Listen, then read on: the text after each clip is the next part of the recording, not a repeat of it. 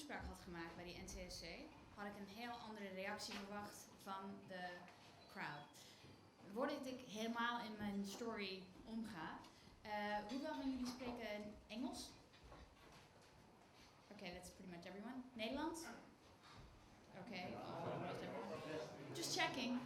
Nederlands en Engels door elkaar? Alright, that's only a few of you. This speech is for you. So, what I wanted to say is that when I originally started, and I know you don't speak Dutch that well, so we're going to go English just for him, that guy. You can blame him later. And if you'd like to ask questions in Dutch, that's fine. I can speak it fine. But what I expected was a very different reaction. So I gave a talk about cryptography. And I expected that there was going to be quite a bit of shock, that there was going to be quite a bit of, is there anything happening on that screen? Okay.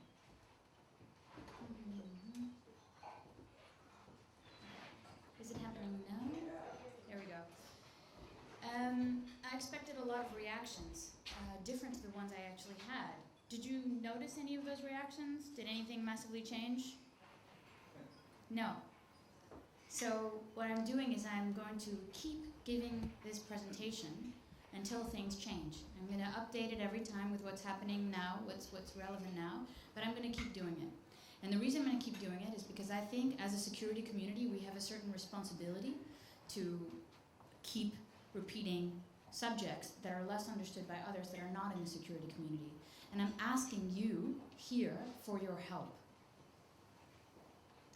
So I contend that we live today in a golden age for global surveillance. How many of you have actually seen my presentation at the NSA before? At the NSA, not that many of you. That was just a faux pas. No, but at the NCSC, one conference, that's like 2 people, so I'm not going to feel guilty yet. But really, we have a golden age for global surveillance, which means that if you were to turn back the clock to any time in the past, and you could say, look, NSA, GCHQ, pick your favorite intel agency, you have a choice. We can turn the clock back in time with what you can see, what you can collect, and how you're allowed to do that. Or we can turn back the clock in time in terms of your right, your capability, your authorization, the Snowden stuff. They would always pick, hands down, today. With cryptography, with everything else they have, because even today, they have complete informational awareness. They can, at any time they want, figure out where you are, who you talk to, how you hang out with them, and basically build a digital life dossier about everything about you, and your loved ones, and your associates, etc., etc., etc. And they can build that map out. One of the things they're afraid of course, a little bit, is cryptography. And they call this the going dark problem. And why do they call it going dark? Because their gigantic eye of Sauron, for the Tolkien fans, at that moment, with strong crypto, has problems penetrating the secrets that are held through cryptography. So this going dark problem is very often emphasized and overemphasized by the intel agencies, and it's quite a phenomenon. And what's really funny is when you ask people, I don't know, I mean, I suppose if I asked you, I would get a different answer, but when you ask people, who's Edward Snowden, they don't really know. They think he's the guy that did WikiLeaks. How many of you have seen the John Oliver video? Homework. This is called homework. So it's entertaining. I know that some people don't own a television. I just found that out, or don't watch TV anymore. I don't know what's happening there. But take a look at the John Oliver video. Go to Google and enjoy yourself for 15 minutes to try to find out what people care about and what people don't care about when it comes to security and their personal information. What's funny about the John Oliver video, I'm going to do a spoiler alert, is that people, I don't know if I'm okay to say this, but people are more worried about pictures of their dick than about you knowing everything else they said or what they did on Google. I find that highly alarming. I wasn't allowed to say the word dick at the NCC conference, but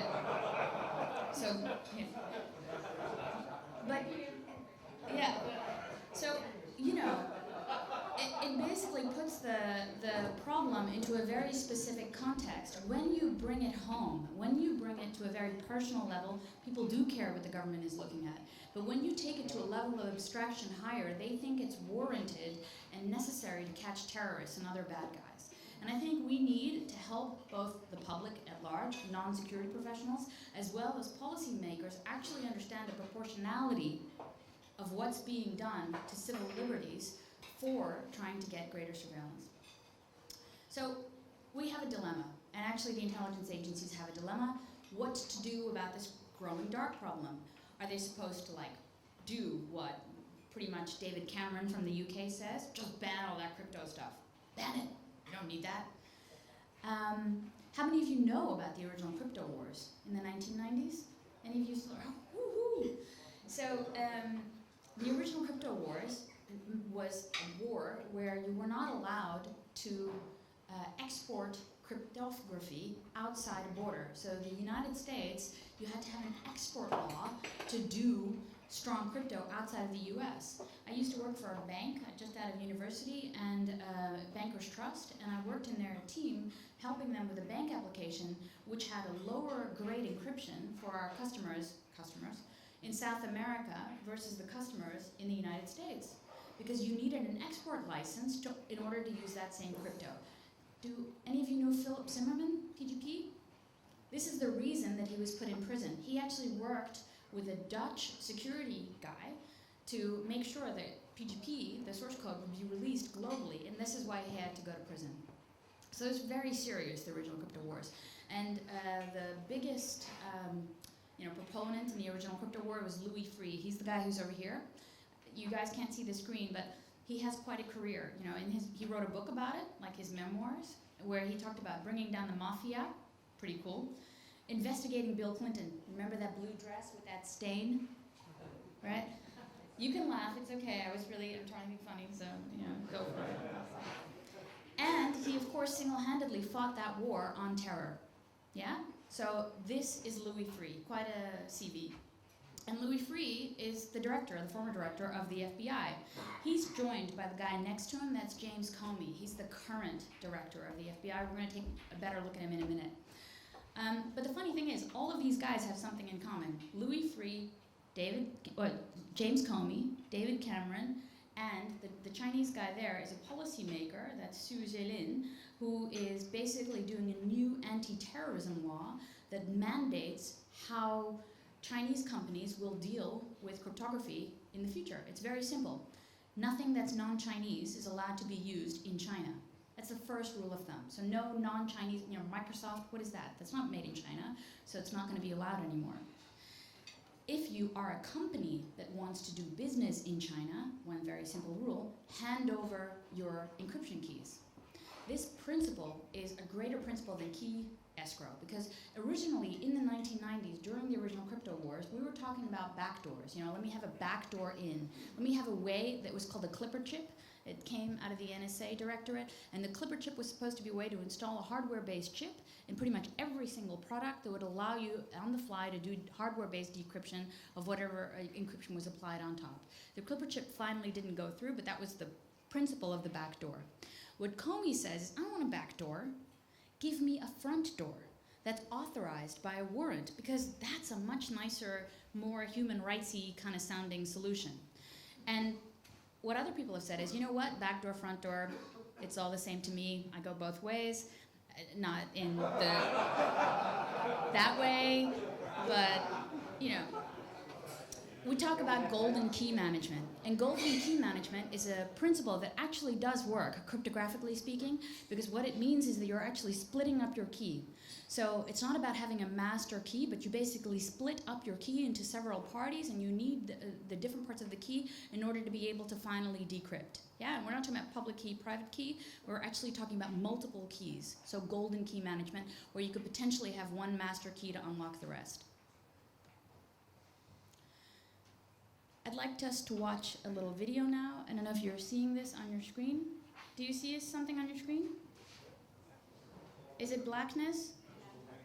All right, I'm going to try something. Do you see something on your screen now? Yeah? Okay. I'm going to see if I can move stuff onto your screen. Sorry, now I'm blind. Let's see if I can find... Okay. The new iPhone 6s,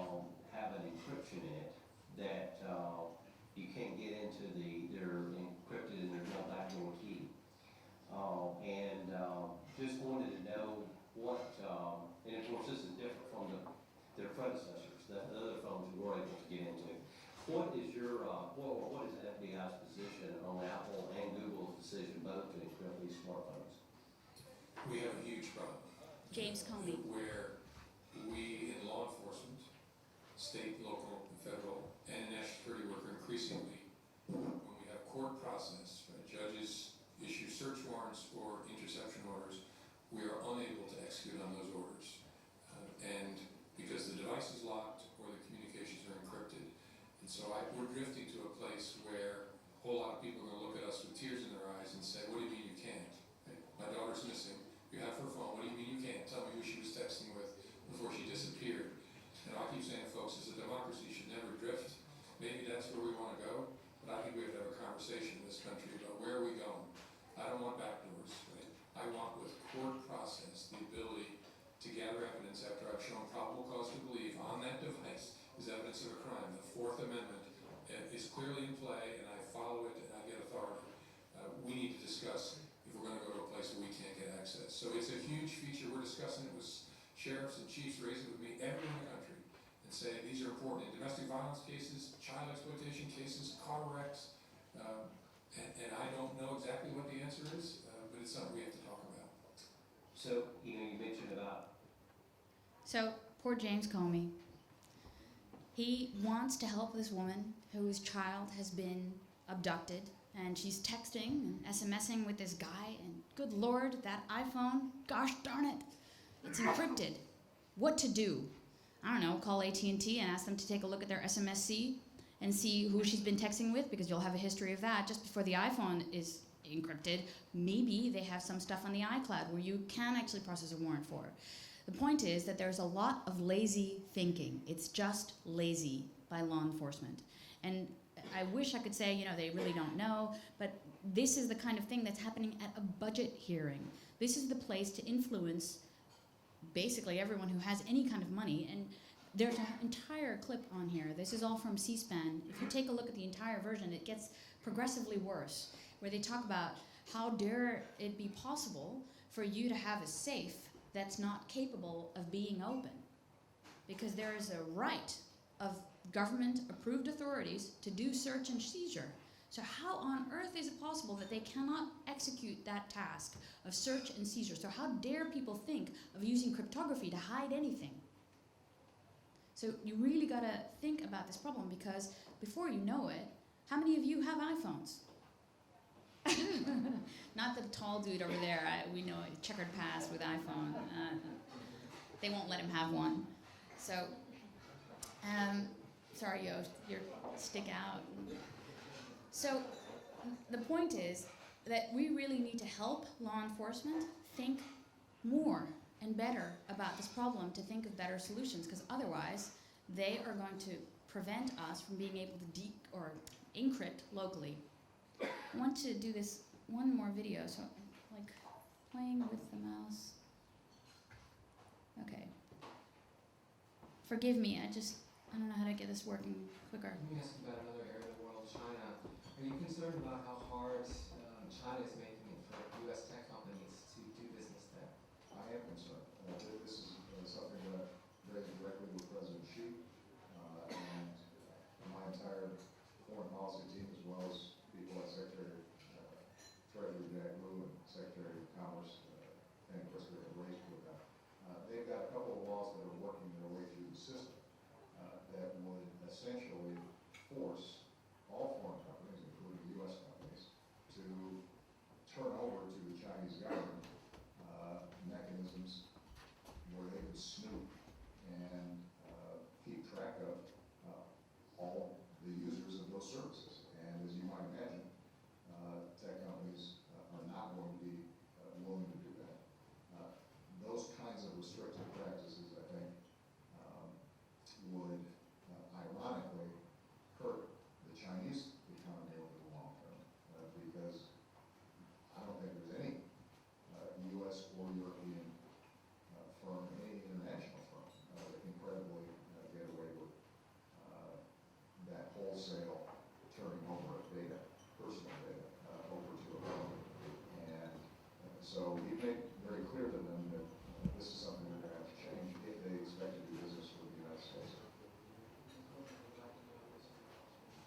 okay, so clearly when China is doing it, it's really wrong. Yeah? Is that clear? But when everyone else is doing it, then it's okay. And if the US requires you to hand over your encryption keys, that's not a problem. Are you all still with me? Yeah? That's not a problem. But when China does it, how dare they? How dare they demand that of either US or European companies to give over their keys? Split key management, golden key, anything else, not acceptable. And I think this constitutes, not just for China, but pretty much everybody else, a self-imposed economic sanction. We're basically saying, don't do business here. And if you think about it, I'd like you to reflect on the recent Wet op de Inlichting en Veiligheidsdiensten. And you know I speak Dutch if I can say that, okay, right? So, the bottom line is, I mean, why is it that we think that we're any different? How can we say dat Nederland wordt de derde haven, de digitale haven, als we dit soort dingen doen? Waarom zou het anders zijn? If we just thought this one through, maybe just a bit more, and we would say the Patriot Act is bad, you know, no one wants to go in the US because, oh no, the Patriot Act, let's try to find a way to have safe harbor, let's try to figure out how to make that work. Pretty soon we're going to need a safe harbor for the Netherlands. Because het wordt niet een veilige haven om zaken te doen. Dat is het niet meer. Als je dan alles mag verwachten van die inlichting- en veiligheidsdiensten. Sorry, I'll go back to English in a second. But if you have that, then you know it's a significant problem to the freedom of not just people but also of companies for their intellectual property protection. Think about any secret you've ever had that you wanted to keep. That embarrassing itch you had last night and that place you looked up on Google. You know, I think very often we have this tendency, you know, I have nothing to hide, what's the big deal? Those people, it's not about having nothing to hide, it's about determining themselves what they want to reveal. And I think unless we start looking at privacy as a fundamental right that you have to determine how you and your data get used by whomever you see fit, then that's the principle that we need to embrace. I'm going to try to get this back on the big screen. Okay. Does anyone see the mouse? Looking for it.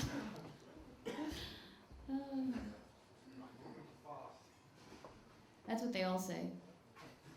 Okay.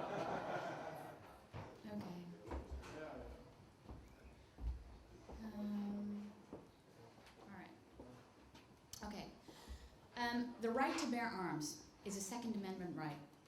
And remember what I told you before? Crypto used to be considered a weapon. It used to be considered something that you needed to file an export license for. And the question is, would it be better today for the state of crypto if it still was? So imagine we had you're like, what? But let me explain. So you have this Fourth Amendment right, you know, the right to search and seizure. And the point is that there are countervailing rights to play here. The right to bear arms means that if crypto is a weapon, you have a right to have it. You have a right to crypto if it's a bloody weapon. When it stops being a weapon, your Second Amendment rights in the United States fall away. So basically, every American citizen, and when the American government's pretty clear they don't want anyone to have crypto, except if they can decrypt it, if that becomes a fundamental right, then it's just like the right to privacy. Why wouldn't we think about incorporating those rights? Because the principle of the Bill of Rights in the United States, you know, the US is a new country, obviously. And the reason we thought about this stuff is because we wanted to get underneath the yoke of bad government. Not all governments are equally as leaf. Otherwise, we wouldn't have the refugee problems we have today. And before I get all political on you, I think it's a very good KXCD comic that's here, which is basically like, you know, we should keep that crypto community, we should try to convince them that they got the wrong side of the fight when they said, no, it's not a weapon, crypto's not a weapon. Well, if it were, we would still be able to protect it. So, just to be clear, crypto needs to be protected because it is the thing that is protecting you. Your right to dissent, the right to fair competition, the right to a fair trial, the right to have freedom of association, the right to have confidential communications between a suspect and their lawyer, that's crypto. And unless we are serious about protecting those rights, we can't be serious about letting crypto go. Okay. what you also see is that there's an overhaul. With all of this stuff, there's an overhaul of intelligence regulations. Kinda, sorta, iffy. Because we all saw the Snowden stuff. You saw a lot of lawmakers get really pissed off. You saw the original people who were, all happy with the NSA, the GCHQ, saying, well, let's take a look at how we actually cooperated with the NSA.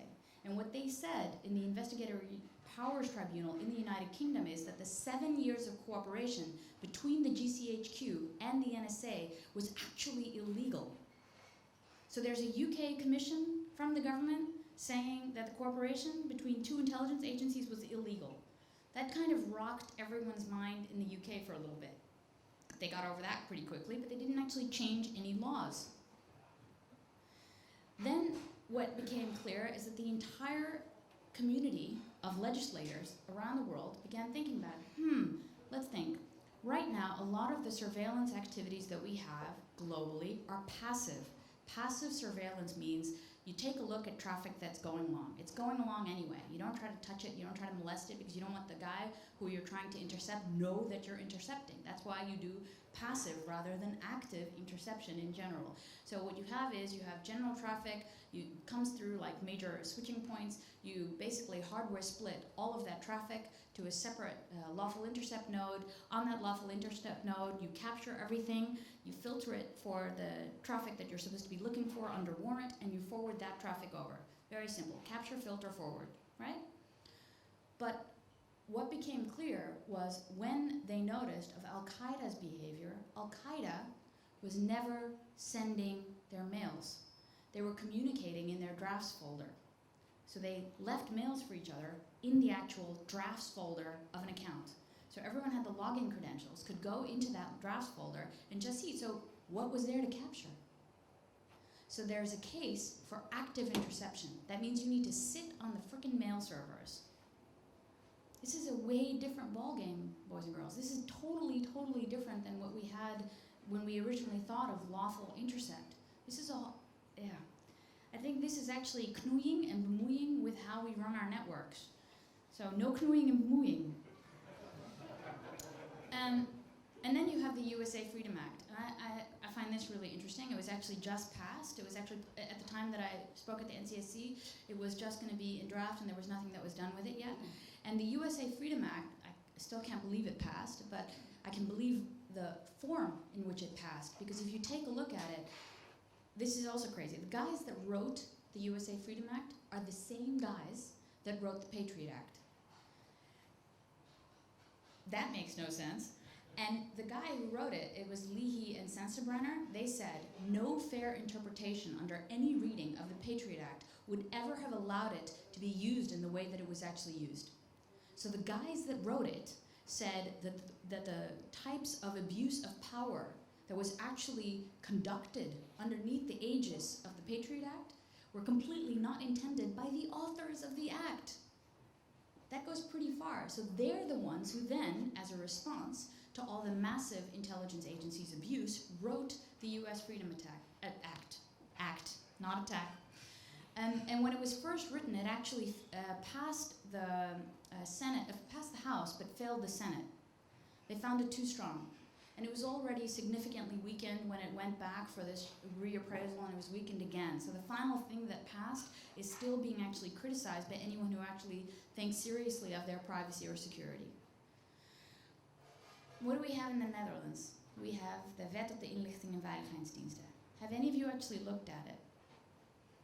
Yeah. Yay! One person. You guys, you're in the security community.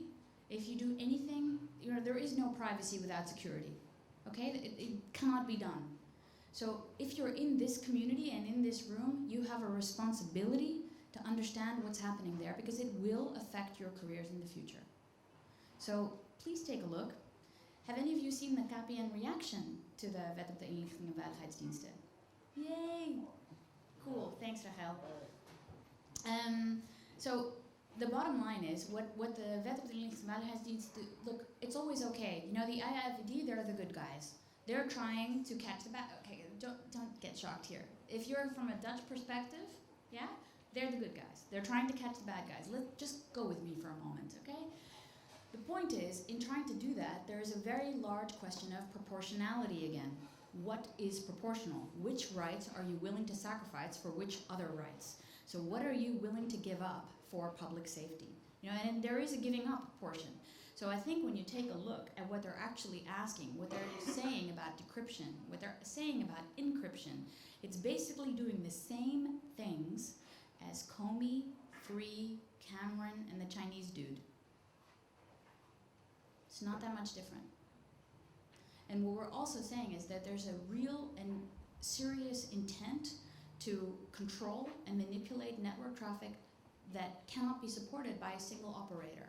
There's also, again, I love this frame, the indringen op een geautomatiseerde werk. Take a look at that part. Because what's basically the breaking into an automated thingy. Okay. Okay. So the idea is, the first time I encountered this phrase was in the opstelte hackback voorstel. So de teruggekkenwet, of hoe heet het officieel? De wet van cybercriminaliteit 3. And there you also have this ability for a larger population other than the AIVD to also hack back. So it's basically the authorization of entities to go hack into a network. My concern with the wetsvoorstel van opstelte was the basic explosion of 0 days. You know, was how governments were going to proliferate. When you take a look at this on a global field, you'll see that other countries also have similar legislation, and that in a lot of ways, we live in a very lief land. Yeah?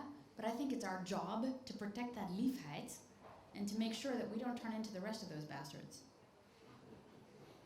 I'm allowed to say all this stuff, right? We're not taking it. Okay, just checking. So, you know, I think what I want to point out is from a service provider point of view, we're in a service provider pretzel. And, you know, the pretzel is all like, so that's kind of how service providers are. We're pretzelized. And it means that what we're encountering is a global phenomenon of nationalism. You heard me in the beginning talk about the Chinese only wanting to use Chinese products. That goes further and further. We want, in lots of countries, ours is not excluded, to really do splinter nets, to be able to cut off the rest of the internet and only route traffic that's within the Netherlands. Because we're so afraid, because of all these reactions. The whole principle of the internet is at stake when you take a look at what's happening around crypto, around surveillance.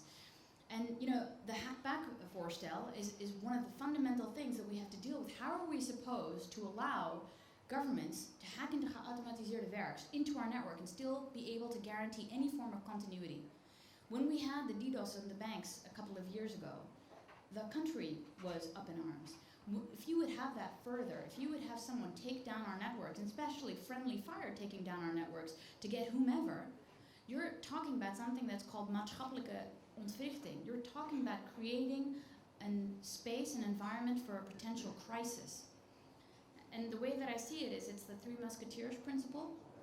We're doing everything for a single target, one target, a target that has their AV up to date, that's doing some basic network filtering, that actually understands, hell, what the hell is hardening, and then we need to find a 0 day for that target. And you're creating a 0 day that's actually going to affect us all, because as long as they know and we don't, and they're not doing responsible disclosure, because they're going to try to keep it alive as long as possible to make abuse of it, then we're all at risk. And if you take a look at the VIF, it basically is actually talking about that in the geautomatiseerde werk inbreken fase, about how they're doing that. They need to do that.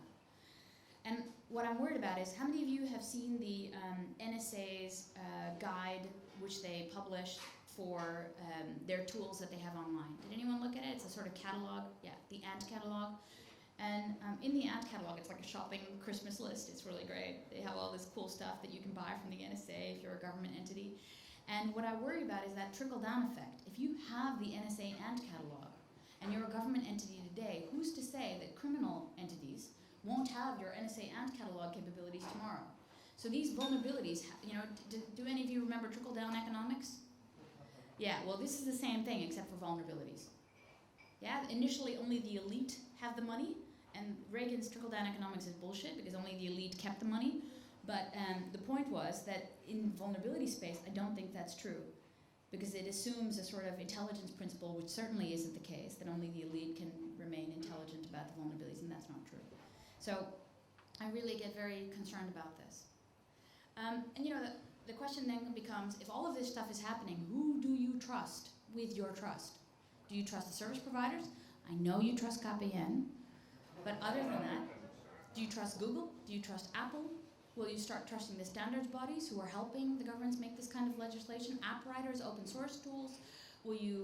How will you deal with these layers of complexity? And I think what it will need to happen at some point in time is you're going to have to trust someone.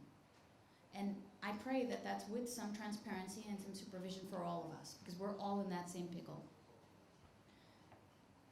We got to figure this one out quick, because by 2020, we assume that there will be a quantum computer. TU Delft is already working on one, but so is the NSA, so is Google, and so is, the continent of China. They're working on a quantum computer. And why is a quantum computer interesting? Well, because somewhere in the 60s, you had Shor's algorithm. It's an algorithm written by a mathematician named Peter Shor. And what he figured out is that because basic public key cryptography is dependent upon the factoring of large primes, that you could eventually find a way to basically brute force the key if you would have a quantum computer. And if you would be able to have an algorithm that could be fed to the quantum computer and you would give it all key material, there you go, yay, decrypted text. Yeah? So I have a theory. You want to hear my crazy ass theory? We're just going to tangent here. But there's a large NSA facility somewhere in the middle of the United States, a very big data center-y thingy. They're collecting all this stuff.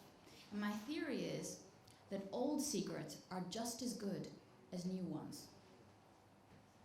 Predictive analysis of an old launch code might let you figure out what the new one is, at least the character size, or the amount of characters in it. I really think that we're talking some seriously good diving of material when you take a look at all of the harvest material that they have at those NSA thingies, even if it is encrypted. D-Wave is a commercial company. It's based out of California. They claim to have developed a 2-qubit quantum computer. I think maybe they've ratcheted it up now with a couple more qubits, but it's being very much contested by other people in the field who say, well, when you look at the thing underneath a electron microscope, you can see that it's not actually doing any processing at the quantum level, so not a biggie. So it's not really a quantum computer. But it begs the question, how many of you are confident enough about the cryptography you use in your daily life to do electronic banking or, look at porn or whatever else you do with crypto, that you feel it's resistant for a post-quantum world? Anyone? You do? You think so? We need to talk. So I don't think you are, but that's not a big surprise. So the reason is because that, there is a theory now, if you take a look at AES, there's a theory that even with a very large key size, that Shor's algorithm and Grover's algorithm to look through large text databases, neither one will be able to help you if you have a mathematically large enough key size, because there's no mathematically good enough attack. I disagree, because I don't think we actually know. I think it's kind of like trying to understand microwave technology when we first figured out that light travels in waves. I don't think we ever knew we were going to nuke our food with it. So I think that there will be certain unpredictable outcomes from a technology that's just emerging that we can't foresee now. So I think all bets are off. So, yes. I want to give you a last bit before I realize I'm almost closing my time. Do you guys watch Star Wars? Star Wars 7 is going to come up. Okay, so I believe that we're in a new episode of the Crypto Wars, episode 4. Do you remember episode 4 of Star Wars? First. Okay, just checking. So that episode was A New Hope. And I genuinely believe that we have hope. And the reason I have hope is because I'm hoping that if enough people talk about this, that we will all together, especially as a security community, reject calls for any form of weakened encryption. That we will actually together help promote, principle standards that don't really take any of our democratic institutions for granted, but at the same time can protect civil liberties and do the whole public safety thing that we're all worried about. and that I hope that you guys in the room, and especially you, Joost, you can do it, Bert, you too, build a more secure computing and communications infrastructure. Because, quantum computing, it's not going to go away. There's too much money, there's too much interest. Even our own Henk Kamp loves this thing. So it's going to happen. Our clue is 2020 is around the corner. We're not ready, and we're not known for being fast. So we need to get ready. And I think in order for us to get ready completely, we need to also help these like doofy policy and decision makers who make things like the laws that I'm talking about get a clue. And I need you to make that difference happen. So I'm not changing my tagline because I stole it from someone else and I thought it was awesome. But live well, laugh often, and encrypt absolutely everything. Thank you.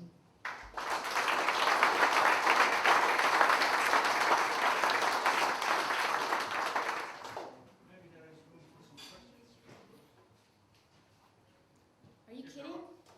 Really?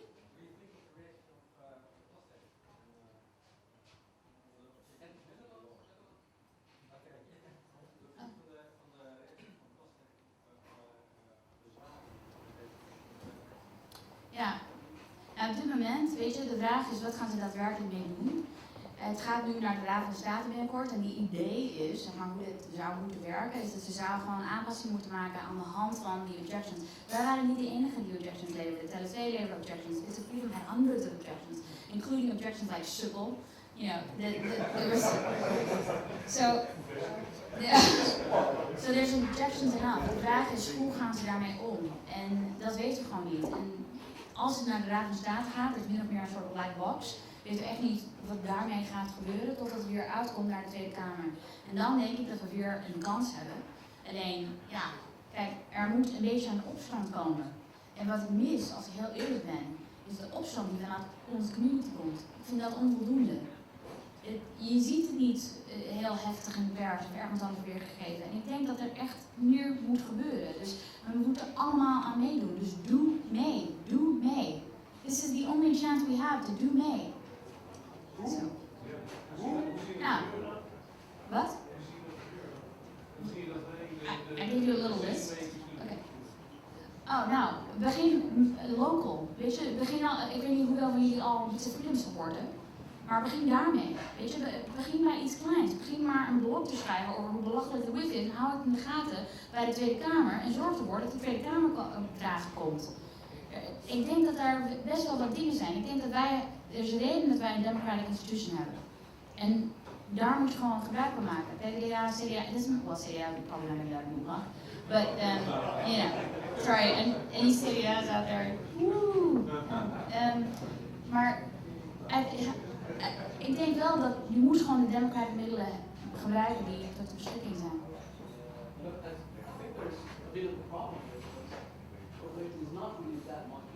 No, dick pics, that's what it's about. And I'll just give you one example. I post them all on Facebook, all these articles. Guess what? No comments, no likes. If I post how nice is the weather on the beach, I get comments. And I do have that. Yeah. But again, I agree with you, the general population needs to wake up, but if we're not awake, why would they be? If the people who should understand the subject aren't actually pissed off and enraged and running to their politicians to try to make a difference, why should they? Yes, we You are. need to We're start totally first. pissed off. Sorry? Really, we are totally pissed off. You are. Yeah, Yes, maar I am. you're not the gemiddelde here. Dude, you're on stage next. Dus, Yeah, I know. I will tell something about that. Yeah. Yeah. How would you make the general public aware of the complications of an act like this? Yeah, I think this is the whole challenge. But again, what? Well, I'd say that is a challenge kind of failing at security awareness campaigns, being way too complicated to tell the general public about what they should do, about what the general public should assume, and the language they use. And I mean, that's maybe why we even also maybe as a expert community might not probably even get it. We're obviously not going to admit that here. But crypto is one of the, I think, fundamentals which is probably in general the most difficult for us to understand, right? Even in our field. I think in our field, yeah. Absolutely. Yeah. It takes the real diehards to get to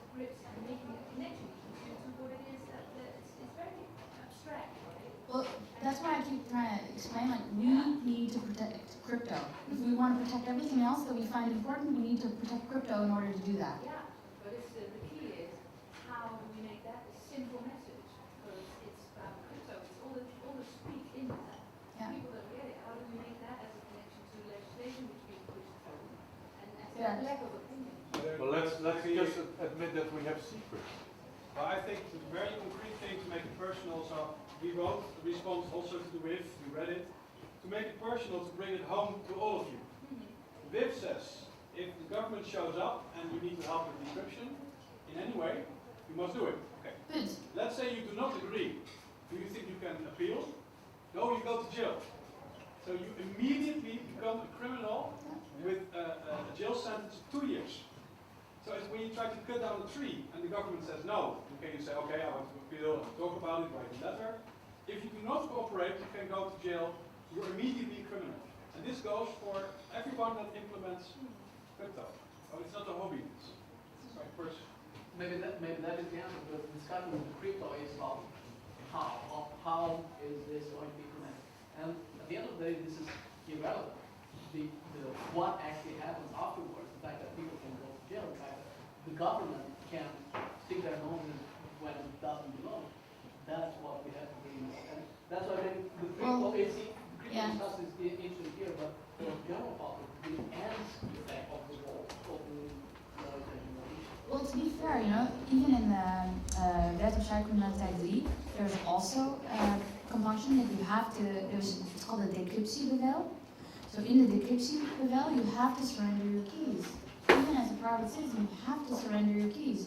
And the decryptiebevel, it's really quite funny. I had to give a talk to the KLPD, and there was a whole bunch of KLPD politie people there. And the biggest issue with the KLPD was that they said, yeah, we've developed a project team because we accept that this is going to happen, but we've made a project team for every part of de Wet op Cybercriminaliteit 3, behalve the decryptiebevel. And I said, why didn't you do that? Because they themselves, at the KLPD, didn't think that that was going to work out. I think Bert, you're absolutely right about making it personal. But I have to remember, like when we initially had, the aftapwetten, it was the same thing. If you didn't cooperate, your CEO of the company could go to jail. It was a very similar modus operandi in order to get an attachment. Very big difference is for that law, they made a list of things, and this is what you need to do so you can prepare for it. If you don't like these things, then pick another line of business to be in. Yeah. And here it says what you need to do is the following. It's one bullet point. It says Yeah. cooperate. Yeah. And that's Fair enough. infinite. But it's blanket. It's also blanket. Yeah. And it's for everything. It's for all data, all the time, anywhere, anything, no encryption. And all the costs, maybe that's also another one, because some people aren't so motivated by their lives, but they are motivated by money. All the costs are yours. So unlike when you have to cooperate with Aftap, and you can get a potential, reimbursement of the cost you have to do to set up an Aftap infrastructure, here there is nothing. It's your problem. Just do it, comply, or die. Well, not death, but kind of sort of. Any other questions? I really think that the discussions that you guys gave answers to each other are the most powerful things that have happened here so far. So I would encourage you to keep talking to each other to look for solutions to problems you may have around this issue, but definitely keep talking, and please help do something about this as a community. It's your responsibility. Thank you.